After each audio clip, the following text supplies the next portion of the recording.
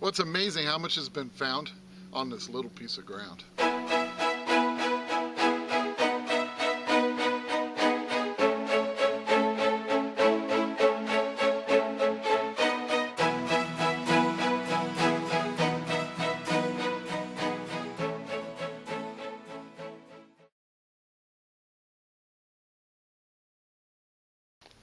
Well, welcome to Finding America. It is so great to see you here. Now, I got a very cool picture from Tom, who lives in the great state of Virginia, wearing his brand new Finding America baseball cap with pride.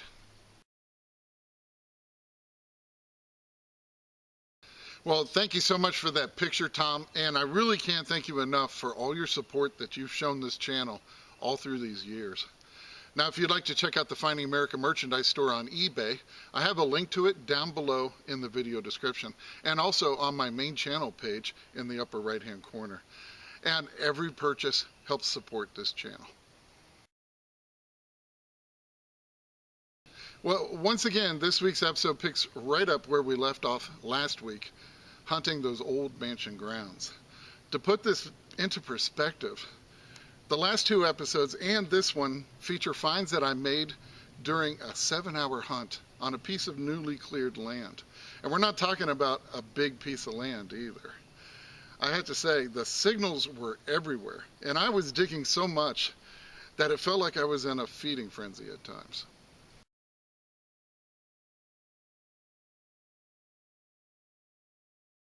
Well, I was getting a real loud 24, only about 4 inches deep. And I got this piece, I have no idea what it is, some kind of decorative metal, but very cool and very old. I'll get it cleaned up, give you a better look at it, but pretty neat piece. Just thought I'd film that so I could show that one to you.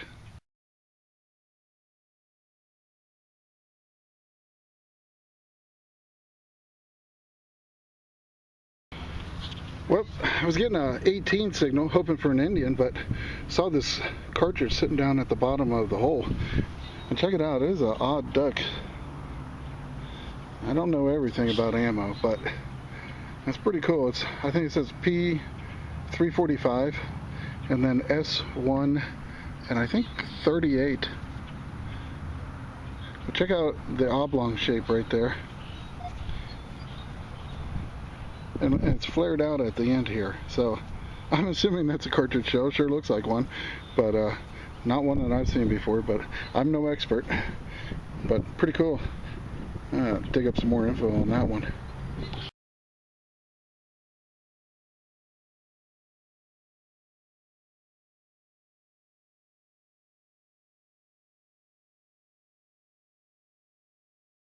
Well, I have just probably dug 12 shotgun shells, and I was like, oh boy, here we go, another 13.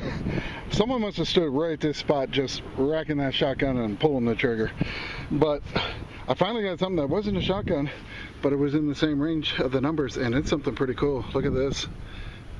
That is a beauty. That's a garter clip, and it's definitely going to have some, looks like a maker's mark on it. Boy, it's in really good shape too. Look at that. Yeah, that's awesome. Hopefully it has a patent date on it or something like that. But yeah, very nice. I'll tell you what. Yeah, it's got more writing up here, I think. So, very cool find, and very happy to have that. That's going to be late 1800s, early 1900s. Well, I went ahead and hit it with some water and a quick toothbrush here, and it does. Check that out. It's got the Maltese cross in the center, and it says velvet and grip, and it has a patent date of 1896. That is awesome. So, very nice find.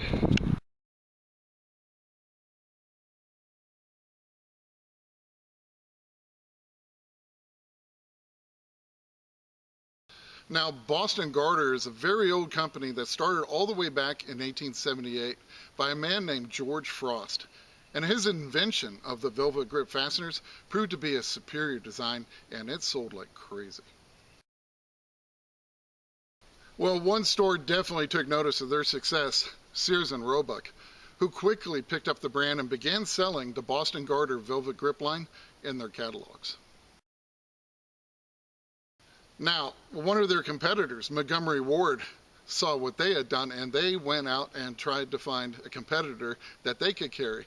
And they quickly picked up a brand called Hickory. And that's also a buckle that we often find when we're out there metal detecting.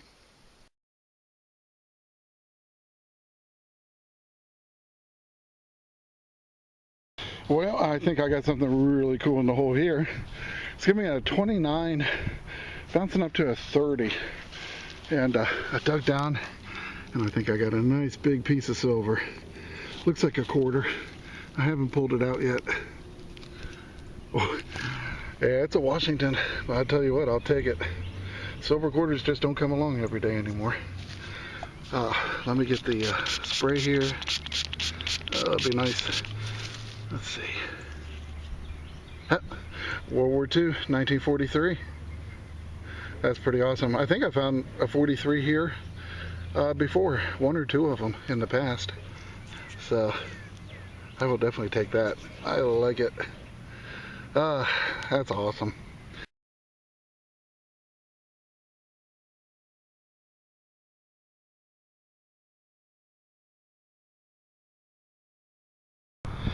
Well, still hunting where all these vines were. I was getting a 16, dug down about 6 inches, and I got a button. It's iron back, and I can't make anything out on the front yet. But I'll work on that some more when I get home. But definitely an old button.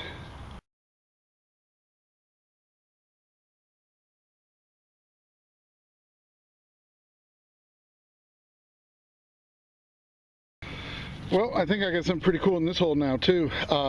Give me a 17. I dug down and I kind of stuck it back where I found it, but check it out. That is a beautiful drawer pull. I mean, absolutely gorgeous. I just had a hawk fly right over me. But look here, the pull handle is still here. The escutcheon's here. It almost looks like there's a heart-shaped center. I mean, that is a beautiful drawer pull handle. And that will definitely be making a trip into the apple cider vinegar. I think it'll turn out really nicely.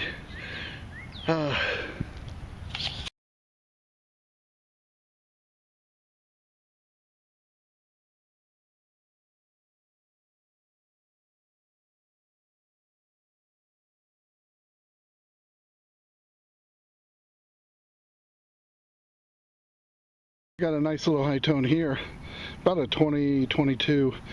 Popped the plug and look what was sitting in the plug. Another harmonica reed plate, and complete as well, just like the other one. So the other one was about 20 yards away from this one. Could have gone together, but probably just another separate harmonica. But that is pretty cool. You don't usually find them all in one piece. So the signals are still everywhere.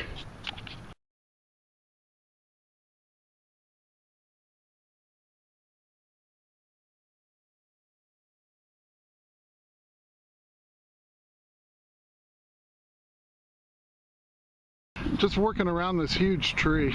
It's just a stump now, but it's probably well over 100 years old. And got a 16 down here. The first thing I saw was this, and I cleaned it off and I'm like, well, I don't know what that is. And then I saw the other piece to it, and look at that. I've got an old wristwatch, and that was the plastic cover or glass. I can't really tell yet, but it's an oldie. I'll have to clean it up very carefully, but pretty neat little old item there.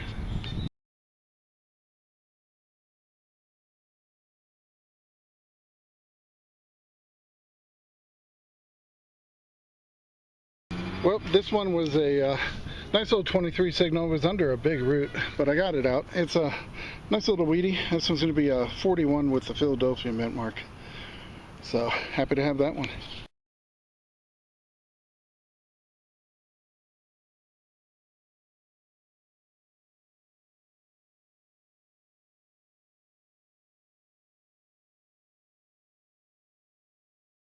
Well, more old interesting things coming out of the ground. I got a 16 and it was underneath this root, and I pulled it out, and at first I thought it was one of those old toy cannons, but look at this knurled edge right here, or raised portion. It's got a little hole right here. Almost looks like a set screw going through it here. So I'm not sure. That might be a piece to an old instrument, musical instrument. It's kind of what I'm leaning towards. So very cool old piece. I'll tell you, this amazing, amazing place here.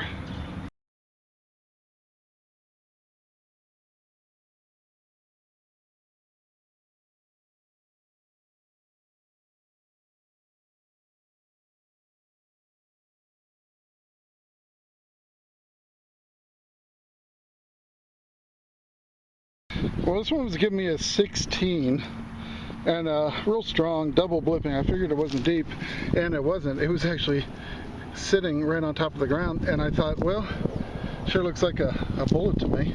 But then I saw this on the front, and that's when I grabbed the camera. It's like a crown. Oh, that is strange. Yeah, look at that. It's like a crown on that side. I have no idea what this is. Yeah, it's definitely, yeah, look at that.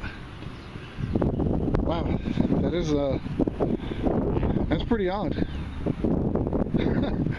I have no idea what that is. I'm going to have to work on that when I get home, but whatever it is, that's pretty darn cool.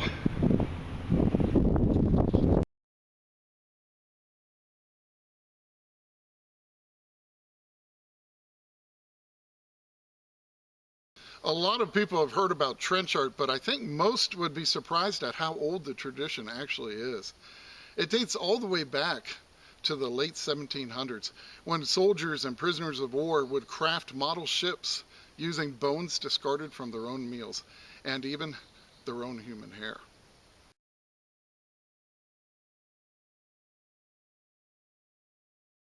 And during the Civil War, soldiers would occupy their downtime by carving their own lead bullets into amazing little pieces of art. Of course, trench art is most associated with the soldiers of World War I, who would create amazing pieces from any piece of discarded metal that they could discover, including bullet and artillery casings.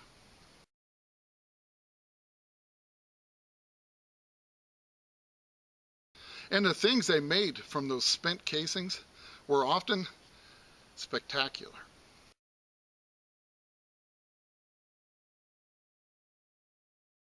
Now, I've only found a few trench art pieces from World War I while metal detecting, and I was so thrilled to have found this bullet that someone had made to commemorate one of the battles fought during World War I.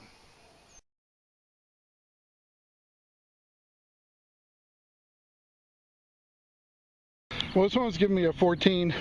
I dug down and popped it, and I can see it right here. Looks like I'm going to have a, yep, right there's the shield. I got an old pocket knife. Pretty cool. So, another old thing coming out of this place.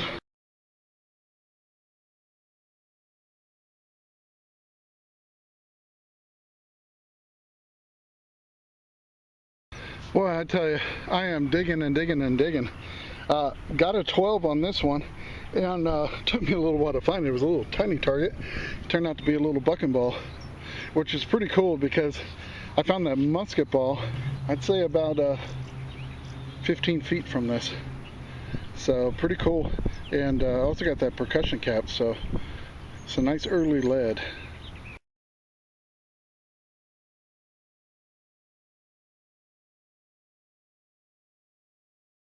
Okay, well, I'll tell you what, I got another piece of silver, ringing in about 27, 28, really nice, tight, high tone, about 4 inches down, and I just saw the edge. I'll let you get a look at that. It's a pretty sight. So I'm assuming I have a dime, and let's see, I'm just gonna pop it light. Oh, I got a mercury. There you go. That's awesome.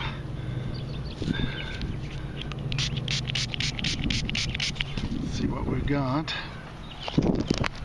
Try to do this one-handed. boy. I think it's a 39. Not exactly sure.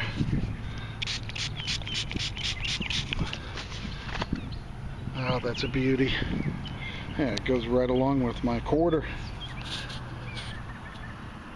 Oh, that's nice. Yeah, I think it's a 1939. And looks like a Philadelphia. Hey, not too shabby. Definitely getting some nice coins today.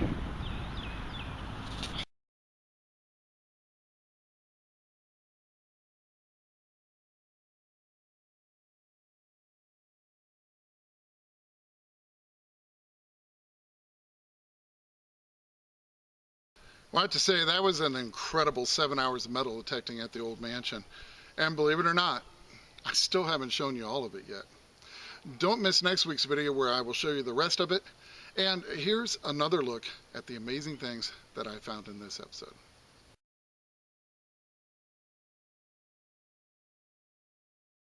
Now, don't go anywhere just yet, because I have some really awesome historical photos to share with you in just a few seconds, and I think you're going to really enjoy seeing these. And remember, it's history that makes a find a treasure, and I cannot wait to see you back here next week on Finding America.